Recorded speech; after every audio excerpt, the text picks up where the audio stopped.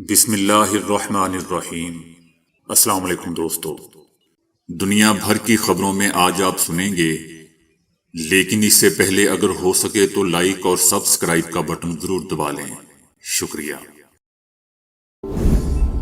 امریکی انٹیلیجنس ادارے CIA کے سربراہ نے غزہ میں حماس کو ختم کرنے کے لیے کی جانے والی کارروائیوں کو بے سود قرار دیتے ہوئے کہا ہے کہ حماس ایک نظریہ بن چکی ہے، لہذا اس کو ختم کرنا ممکن نہیں ہے۔ انہوں نے کہا کہ قطر اور مصر کے تعاون سے غزہ میں جنگ بندی کے لیے نئی تجاویز تیار کی جا رہی ہیں اور صدر جو بائیڈن کی طرف سے پیش کردہ تجاویز 90% پوری ہو چکی ہیں، جبکہ باقی 10 مشکل مرحلہ ہے۔ ان کا کہنا تھا کہ امریکہ جنگ بندی کے لیے نئی تجویز تیار کر رہا ہے۔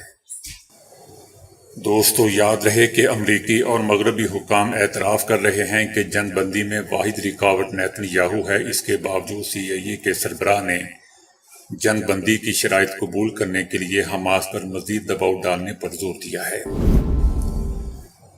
بھارتی وزیر داخلہ کا جموں اینڈ کشمیر کا دورہ BJP کے لیے بہت اہم ہو گیا ہے، کیونکہ پارٹی کے مختلف رہنما احتجاج کر رہے ہیں اور ان میں سے کچھ انتخابات کے لیے ٹکٹ نہ ملنے پر تنظیم کو چھوڑ رہے ہیں۔ بھارتی وزیر داخلہ کا کہنا ہے کہ یہاں ایک افواہ ہے کہ نیشنل کانفرنس حکومت بنانے جا رہی ہے۔ میں چھوٹی عمر سے ہی انتخابی اعداد و شمار کا طالب علم ہوں اور میں آپ کو یہ بتا رہا ہوں کہ جموں اینڈ کشمیر میں کانگریس اور فاروق عبداللہ کبھی حکومت نہیں بنا سکتے۔ انتخابات کے لیے BJP کی مہم کو ابتدائی دھچکے کا سامنا کرنا پڑا۔ اپنے امیدواروں کی پہلی فہرست جاری کرنے کے بعد پارٹی نے چند ہی گھنٹوں کے اندر تجربہ کار اراکین کے احتجاج کی وجہ سے اسے واپس لے لیا۔ اس اقدام کے نتیجے میں امیدواروں کی نظرثانی شدہ فہرست جاری کی گئی، جس میں 18 ستمبر کو پہلے مرحلے میں ووٹ کیے جانے والی 24 اسمبلی نشستوں میں سے 16 کا احاطہ کیا گیا تھا۔ اس سے پہلے جاری کی گئی فہرست، جس میں ووٹنگ کے تینوں مراحل میں 44 امیدوار شامل تھے، BJP نے 27 اگست کو اپنی تیسری اور 2 ستمبر کو چوتھی فہرست بھی جاری کی تھی۔ یاد رہے دوستو کہ جموں اینڈ کشمیر میں انتخابات 3 مرحلوں میں شیڈول ہیں، جو 18، 25 ستمبر اور 1 اکتوبر کو ہوں گے، جبکہ انتخابات کے نتائج کا اعلان 8 اکتوبر کو کیا جائے گا۔ ایران نے ایک بار پھر سبھی ممالک اور بین الاقوامی اداروں کو ان کی اخلاقی، انسانی اور قانونی ذمہ داری کی یاد دہانی کروائی۔ صہیونی حکومت نے غرب اردن کے شہر طول کرم پر 4 دنوں اور جنین کیمپ پر 10 روز سے حملے اور جارحیت کرنے کے بعد جنین اور طول کرم کے کچھ علاقوں سے پسپائی اختیار کر لی ہے۔ ایران نے کہا ہے کہ غزہ کے تمام بنیادی ڈھانچوں اور سروسز کی تباہی اور بربادی کے بارے میں منظر عام پر آنے والی ویڈیو سے پتہ چلتا ہے کہ صہیونی حکومت حماس پر کامیابی حاصل کرنے سے مایوس ہو چکی ہے اور وہ فلسطینی علاقوں کو تباہ و برباد کرنے کی اسٹریٹجی پر عمل پیرا ہے۔ ایران کا کہنا ہے کہ دنیا بھر کے ممالک اور بین الاقوامی ادارے اخلاقی، انسانی اور قانونی لحاظ سے غرب اردن میں صہیونی حکومت کے جرائم کو رکوانے کے پابند ہیں۔ اسرائیلی دارالحکومت تل ابیب کے جنوب میں ایک بار پھر بڑی تعداد میں لوگوں نے مظاہرہ کر کے حماس کے ساتھ قیدیوں کے تبادلے کے معاہدے کا مطالبہ کیا ہے۔ مظاہرین نے شہر کی سڑکوں پر مارچ کیا اور جنگی قیدیوں کے تبادلے کا سمجھوتہ کیے جانے کا مطالبہ کیا۔ صہیونی جنگی قیدیوں کے لواحقین نے نیتن یاہو کی کابینہ تحلیل کیے جانے کا بھی مطالبہ کیا۔ صہیونی جنگی قیدیوں کے لواحقین کا کہنا ہے کہ ہمارے جوان سرنگوں میں جان دے رہے ہیں، بیماری اور بھوک کا عذاب جھیل رہے ہیں، حکومت کو ان کے لیے کچھ کرنا چاہیے۔ اسرائیلی جنگی قیدیوں کے لواحقین نے اپنے مظاہروں میں کہا کہ نیتن یاہو کی حکومت ہمارے بیٹوں کو قربان کر رہی ہے، اس حکومت کو ختم ہو جانا چاہیے۔ صہیونی جنگی قیدیوں کے لواحقین کا کہنا ہے کہ حماس نے جولائی میں جنگی قیدیوں کے تبادلے کی بات کی تھی، لیکن نیتن یاہو نے مذاکرات کو مذاق بنا لیا۔ روسی فوج نے اعلان کرتے ہوئے کہا ہے کہ روسی فوج نے گزشتہ ہفتے کے دوران ڈونیٹسک میں 7 علاقوں کو اپنے کنٹرول میں لے لیا ہے۔ روسی فوج کا کہنا ہے کہ روسی فوج کے زیر کنٹرول ان علاقوں کو دوبارہ واپس لانے کے لیے یوکرینی فوج نے کئی حملے کیے۔ اور ان تمام حملوں کو ناکام بنا دیا گیا، جبکہ روسی فوج نے اس دوران یوکرین کے 3,515 فوجیوں کو 3,515 فوجیوں کو ہلاک کیا اور یوکرین کے 4 ٹینک، 14 72 بند گاڑی اور فوجی گاڑیاں اور اسی طرح 35 صحرائی توپیں تباہ کر دی۔ دنیا کے مختلف شہروں میں مختلف ملکوں کے شہریوں کی شمولیت سے غزہ کی استقامت کے عنوان سے کمپین چلائی گئی۔ فرانسیسی عوام نے غزہ کے عوام کی حمایت اور یورو لنکو کمپنی کے خلاف مظاہرہ کیا جو اسرائیل کو ہتھیاروں کے وسائل سپلائی کرتی ہے۔ اردن کے کرک شہر کے عوام نے بھی غزہ کے عوام کی حمایت میں اور جنگ بندی کے مطالبے کے ساتھ مظاہرہ کیا۔ نیو یارک کے FIT مرکز کے فلسطینی حامی طلباء نے غزہ میں فلسطینیوں کے خلاف جنگ اور جارحیت کی مذمت میں مظاہرہ اور جنگ بندی کے لیے کیے جانے کا مطالبہ کیا، اور FIT کی جانب سے اسرائیل میں سرمایہ کاری بند کیے جانے کی ضرورت پر بھی زور دیا گیا۔ اسرائیل میں غزہ جنگ کے 11 ماہ مکمل ہونے کے باوجود تاحال نیتن یاہو حکومت اپنے یرغمالیوں کو حماس کی قید سے بازیاب نہیں کروا سکی، جس کے خلاف شدید احتجاج کیا جا رہا ہے۔ اسرائیل کی تمام ہی بڑی شاہراہیں احتجاجی مظاہرین سے بھری پڑی ہیں۔ مظاہرین نے یرغمالیوں کی بازیابی کے لیے بینرز اٹھا رکھے ہیں اور نیتن یاہو حکومت کے خلاف شدید نعرے بازی کی جا رہی ہے۔ مظاہرین نے مطالبہ کیا کہ نیتن یاہو اپنی کرسی بچانے کی بجائے فوری طور پر حماس کے ساتھ غزہ جنگ بندی معاہدہ کریں تاکہ اسرائیلی یرغمالیوں کو حماس کی قید سے جلد از جلد رہا کروایا جا سکے۔ مظاہرین نے امریکہ کو مخاطب کرتے ہوئے کہا کہ اسرائیلی وزیر اعظم نیتن یاہو کے درمیان سے ہٹا کر براہ راست حماس سے مذاکرات کریں اور جلد از جلد جنگ بندی معاہدہ طے کروائیں۔ یاد رہے دوستوں کہ حال میں غزہ کی ایک سرنگ سے 6 اسرائیلی یرغمالیوں کی باڈیز ملی ہیں، جن میں ایک امریکی نژاد شہری بھی شامل ہیں۔ حماس کے مطابق یہ افراد اسرائیلی بمباری میں مارے گئے تھے، جس کے بعد گزشتہ ہفتے یرغمالیوں کے لواحقین اور مختلف گروپس کی اپیل پر ملک گیر ہڑتال بھی کی گئی۔ مسلم لیگ نون نے کہا ہے کہ نئے نیب قانون کے تحت ریلیف کی پہلی درخواست 9 مئی کے مجرم نے دی ہے، جو یہ دعویٰ کرتا ہے کہ یہ قانون چوروں کو بچانے کے لیے بنایا گیا ہے۔ اس کا مطلب وہ خود چور ہے۔ مسلم لیگ نون کا کہنا ہے کہ ریاست کے خلاف منصوبہ بندی کر کے حملہ کرنے کے جرم کی کوئی معافی نہیں ہے۔ NRO کی بھیک مانگنے والا چاہے جلسی کرے، روئے پیٹے یا چیخے، سزا تو ملے گی۔ مسلم لیگ نون کا کہنا ہے کہ جنہوں نے نیب قانون کو چوروں کا قانون قرار دیا، انہوں نے خود سب سے پہلے ریلیف کی درخواست کیوں دی؟ مسلم لیگ نون کا کہنا ہے کہ یہ شخص جو گھڑی اور توشہ خانہ کا چور ہے، 190 ملین پاؤنڈ کا مجرم ہے، دوسروں پر کیچڑ اچھالنے کی آڑ میں خود NRO لے کر بھاگنا چاہتا ہے۔ یہ شخص ہر روز NRO کی بھیک مانگتا ہے لیکن اپنے جرم کا حساب نہیں دیتا۔ حسب معمول، حسب توقع، رانا ثناء اللہ نے عمران خان اور PTI کو اسرائیلی سیاسی برانڈ قرار دے دیا۔ رانا ثناء اللہ نے کہا کہ اسرائیل ٹائمز نے پاکستان میں انقلاب اور تبدیلی لانے کی حقیقت کھول دی ہے۔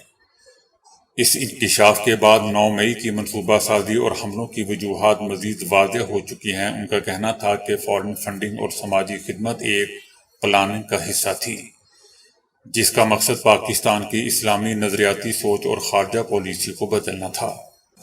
رانا ثناء اللہ کا کہنا تھا کہ پاکستان کو جوہری ملک بنانے، سی پیک لانے اور معاشی ترقی کی تاریخ کی بلند ترین سطح پر لے جانے والے نواز شریف کو اقتدار سے نکالنے کی پوری کہانی اسرائیلی اخبار کے مضمون کو پڑھ کر پوری طرح سمجھ آ جاتی ہے۔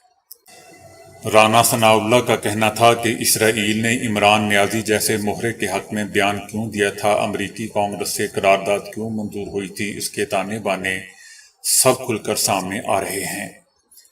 عمران خان اور PTI اسرائیلی برانڈ ہے جسے اسلامی ٹچ دے کر مسلمانوں میں مقبول بنانے کی منظم کوشش ہوئی۔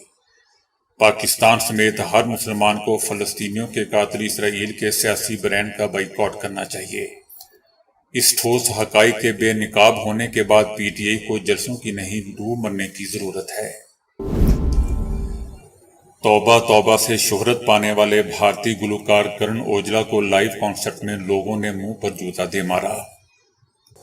ان دنوں کرن اوجلا لندن میں موجود ہیں، جہاں انہوں نے گزشتہ شب اپنے مداحوں کے لیے میوزک کانسرٹ کا اعلان کیا۔ توبہ توبہ کے گلوکار کے کانسرٹ میں مداحوں کی بڑی تعداد نے شرکت کی۔